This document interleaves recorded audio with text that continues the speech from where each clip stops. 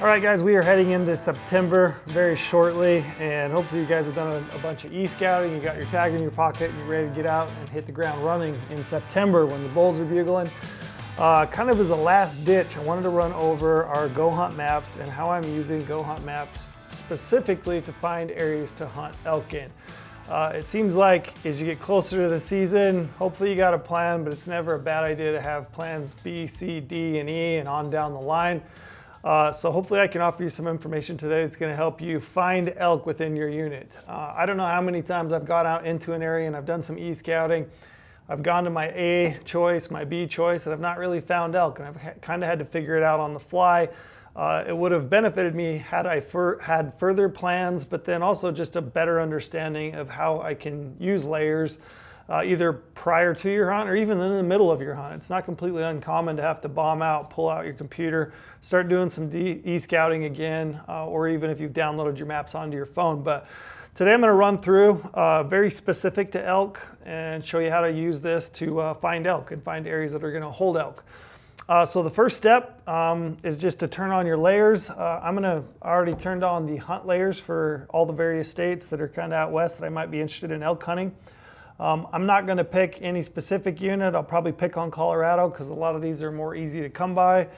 So I'm just going to pick a random area and kind of run through how I would use our layers and our tools within our maps to key in on find areas that I think you're going to have some success in getting into elk.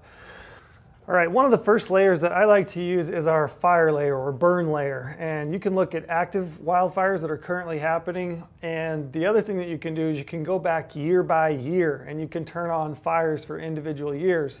The reason I think that's really important is because, fires are really only productive maybe for 15 years or so is when they're going to kind of be in their prime for elk. And the reason elk like fires is because you get that early succession of growth. So you get all that vegetation that's going to grow up. You have all the resources, sun, water that are available to those new species that are going to pop up, and you create essentially like an ice cream shop for elk. So they typically love burns. So I often start with the active fire layer. So to do that, I'm just going to run over here. I'm going to click on library, scroll down, click on Colorado. If I scroll right here to the bottom, you can see the wildfire layer and you can see the individual years. So I've got everything from 2024 all the way through 2015, which I think is probably the most interesting. I might go back and even, include all of them if I want to, just to see what happened in the various areas. That'll give me an idea of what's going on in the landscape. But I like to use that fire layer and I like to turn it on. You can adjust the transparency if you want. I'm just going to leave it as is so that when I scroll over this map, I can very easily see the fires that have burned in the various units. If I look up here in Unit 8, I can see that there's a pretty big fire going on here. 19's got a fire, 20 has had a fire in the north end of it, 18's had a huge one. 28 down here in the bottom, you can see that big burn. But basically, you can use those fire layers very easily to pick out those boundaries, right? So I always start with the burn layer because, it gets a little bit overhyped. People will say, elk and fire, but there is something to it for sure. The other thing I like about hunting in fires or burn scars is because the vegetation is opened up in a lot of cases. And if it's relatively new, maybe that 1 to 5, 6, 7 years, often there's a lot of standing dead. So it's thick, but you can see through it. And you've got those shooting lanes that can be really important when you're archery elk hunting. So I like a fire layer and I like to hunt elk in a burn. So use your fire layers. That's the first tip I would give you. Second layer, I like to turn on the streams, the water layers. So same thing, if I go back to my library here, I click over on Colorado, I scroll down, I find the water layer. And as I scroll down, I can highlight guzzlers, rivers and streams, and springs. I like to turn all those on because I want to know where the water is across the landscape. Now you can further use things like historical imagery as you start to drill down into an area to find water. So I'm looking for things like wet meadows, I'm looking for little seeps and wallows. One of my very favorite things to do in conjunction with the water layer is to actually go over here and click on the topographic map. And I like to look for those little benches and saddles that, those little depressions, those little flat spots that are on the middle of a hillside. And if I can link those up with water, those are typically great areas we're going to find elk. So I use topo in conjunction with that water layer a lot. And like I said, I'm looking for flat spots on the middle of a hillside, and I'm going to use those with a water layer and really start to pinpoint areas where I might be able to find elk. So that's a tip for you. Third tip, I like to use the terrain analysis tool quite a bit. So I'm going to go over here, I'm going to turn back on my satellite layer. This terrain analysis tool makes it really handy to find the most productive bedding areas, in my opinion, for archery elk hunting. So what you do is you go over here, you find the terrain analysis, you're going to click on that. You can see here, essentially what you can do is you can highlight a range and elevation, and you can also highlight the aspect, meaning the direction that the slope is facing. So if I'm only really interested in exploring bedding habitat, which are those cool north-facing slopes where elk like to bed in the afternoon, if I'm looking for the flat areas, I can simply highlight those. So for this example, I'm going to highlight northwest, north, northeast, probably east facing because those are a little bit cooler, and also the flat spots. I can also pick the slope. So if I only want to look at slope from 0 to 5%, I can do that. In this case for elk, I'm going to highlight everything from 0 to 5%, 5 to 15%, 15 to 25%. And I might be interested in looking at 20 to 30%, but those get pretty steep and those aren't typically your bedding areas. They like those flat little spots on a hillside. But I can use this terrain analysis tool to very quickly identify across the landscape the most likely bedding areas. These are like my cool timber patches where that dark timber that elk are absolutely known to bed in. They love it. And I can use that very easily to find the most likely bedding spots. So I use that terrain analysis tool a lot. The other thing I can do with the terrain analysis tool is I can pick a elevation range. So if I'm hunting elk in a unit and I know that the high point, they're probably not going to be at 14,000 foot because that's above alpine. Those elk are probably primarily between maybe 8,000 feet to 10,500, somewhere in that neighborhood. Every unit, it's different because you have some of that low arid country also, which is a little bit low, sagebrush, pinyon and juniper country. So the altitude, the elevation layer is not going to tell you maybe as much.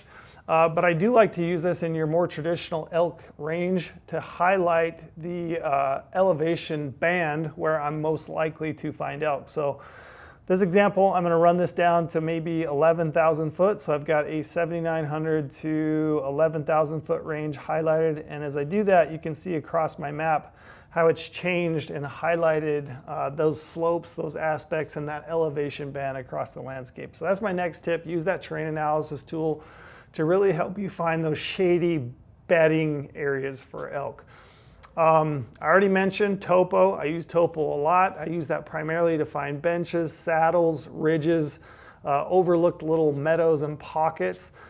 Topographic maps make it really easy to evaluate the landscape because you can see the contour with those contour lines wrapped around. If you notice down here at the bottom, we actually have our topographic map, which is like our own proprietary topographic map, which gives more shading, like more relief to it. So you can actually evaluate the landscape even better. It jumps out and pops out of the screen a whole lot better than your traditional USGS topographic map. So that's how I use that. Next tip I would give you in regards to finding elk and finding areas that you're going to hunt elk. Roads and trails and access. So as you move into September, most hunts open up the, second maybe in Colorado, or even, the 1st of September. They traditionally run that month of September, maybe the 1st through the 30th. You got some locals that are just diehards. They want to get out and hunt. So those elk, by the time you roll in to hunt maybe the 10th or 14th of September, in a lot of cases, they've had a week or two of pressure. So, they might be moving remotely into those little tucked away pockets, moving away from hunting pressure. So for me, I like to look at the roads and trails. And we also have this new layer, which is essentially our roadless area. I'm going to highlight and show you how to use that real quick. So I'm going to turn off the topographic map, turn back on the satellite map. If I scroll back over here to my library, I'm going to click on Colorado, and if I scroll down, I can find the roads and trails layer. When I highlight that, I can turn on this road density, which is going to tell me the density. Where are areas where there are more roads, more trails, more access? And we do our road density layer a little bit different in that we leave the areas that are more remote, open. So the areas that are shaded out are the areas where there's lots of roads and trails. And the reason that we did that was because we wanted to give you the ability to look at the landscape into the areas that are the least roaded or the least access. We want to give you that opportunity. So I've turned that on. Again, you can adjust the transparency on each one of these. And you can see as I move that out, you can see these real dark areas right here. Those are areas where you've got more access. These areas that are, more open are areas that are more remote. So that's really interesting to me, and it's actually pretty cool as you zoom out across the whole state of Colorado. You can see how that works. These areas that are more open, where you can see it's more transparent, you can see into them, those are areas where there's a whole lot less access. So I would tell you, in regards to elk, when you're thinking about things like slope aspect, finding bedding areas, talking about feed, you're talking about burns, open meadows, saddles, benches, and all that. I would say stack on top of that hunting pressure. You want to know where the trailheads are. You want to know where the roads and trails are. You want to know where most people are going to jump off into some of that country and start to hunt it. And if you do that, you make points of it, you can actually start to look at pockets where the elk are likely to go based on hunting pressure. So hunting pressure is really important to kind of finding in areas, and you're actually kind of hunting the hunters at that point. You're finding out where the elk are going to go based on, pressure, hunting pressure. So that roads and trails layer is important, and then also, like I said, that road density layer, I use those all the time. The last tip I would give you is the species layers. So some states that we have, if we have the data available to us via the state, they have these species distribution layers. So you can go down through and you can turn those on. So for example, if I'm looking at Colorado right here, I could scroll down to the elk layer. So I've got elk highway crossings, I've got elk migration corridors, I've got elk migration patterns, elk overall range, elk production areas, resident elk populations, and then summer concentration areas. So the ones for me that are probably the most interesting in regards to archery elk are the migration corridors, the migration patterns. I might look at the overall range, but the breadth of that is probably going to be too wide for my search for a September archery elk hunt. I probably want to look at the summer concentration areas because I want to know where those cows are raising their calves on the mountain, because that's where those bulls are going to pull into. They're going to find those cows and calves. So I'm going to turn on those layers, the summer concentration areas, and you can see these are starting to pop up as I go. The reason I like to include migration corridors and migration patterns is because I'm starting to put together a puzzle of where the elk starting in the summer, where are they transitioning through in September and October, and where are they spending their winter months, November, December, January, February. If I know where the elk are starting and I know where they're ending up, I can pretty well predict where they're going to be in September during that time frame. I'm looking right at timberline, maybe slightly below, and I can really use all those different tools to put together a really nice picture of where I'm likely to find elk. Now you can see my map here is pretty busy. So you're gonna have to go through and you're gonna have to really key in on individual areas and zoom in and adjust the transparency as you go. But those tools you can use to really key in on areas to find elk during your September archery elk hunt. So with that, I'll run through them one more time real quick. Fire layers, turn those on year over year, at least 1 to maybe 15 years. Those are going to be the most productive.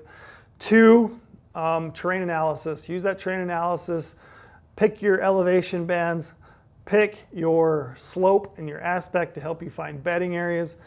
3, I would use the topographic map to help you find benches, saddles. Use the aerial imagery to drill down and really fine tune and find wallows and water sources. Use that water layer, know where the water is running in streams and creeks. Use it to find seeps, use it to find guzzlers in really arid environments. 4th, pressure, hunt the hunter. So find the roads, the trails. Use our road density layer to find out where the least dense area is for roads, and that's where those elk are going to pull off into when they get a little pressure. 4th, use those species distribution layers. So particularly summer range, calving areas, if it's got it, Also migration corridors and migration patterns. If you know where they're at in the summer, you know where they're at in the winter, you can find them in September and October, and they're going to be in those corridors in those areas. So those are my tips for you as far as actually drilling down within your GOHUNT maps to find elk in your specific unit. I typically tell people you worry far too much about evaluating a whole unit for what is the best area to hunt elk. Drill down, section it off, your unit, and really dive in area by area by area and look at it. If it has those key components, food, water, cover, and then also the ability for those elk to evade pressure, hunting pressure, you're gonna find elk. So those are my tips for you. If you got more, I would love to hear them, but use our GOHUNT maps. All those layers are available for you to really fine tune and find the best area for you. As we roll into September, man, I wish you guys good luck. It's my very favorite month of the year. There's nothing like a bugling bull in September. If you guys have some success, shoot us a note. We would love to hear about it, man. We love to hear you guys' success. And with that, I'll just wish you good luck in September.